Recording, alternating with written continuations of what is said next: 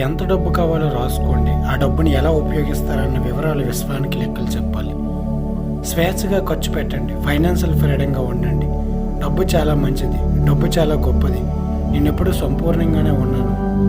మనం ఆత్మానంద స్థితిలో ఉండాలి. అప్పుడే మనం విశ్వానికి అనుసంధానమైనట్టు. నీలో నిన్ను తెలుసుకో. అన్నీ అర్థమైతే బయట మాటలు మానాలి. నిశ్శబ్దంగా ఉండాలి. స్థిరత్వం వస్తే పరిపూర్ణంగా ఉన్నట్లు.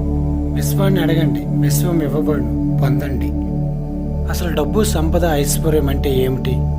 ఇల్లు, ఆభరణాలు, ఆరోగ్యం. మన విజన్ కరెక్ట్గా ఉంటే అన్నీ మనకు సమకూరుతాయి. నిద్రలో కూడా సంపాదించండి. పడుకున్నాక మీ కోరికలను పదే పదే ఊహించండి. కోరికలు నెరవేరుతాయి. ఈ సబ్జెక్టులో నీవే గొప్పవాడివి. నిన్ను మించిన వారు ఎవరూ లేరు. సమాజానికి తగ్గట్టు మారాలి. అప్పుడే మనకు డబ్బు, సంపద, ఐశ్వర్యం వైపు ఆలోచన ఉంటుంది.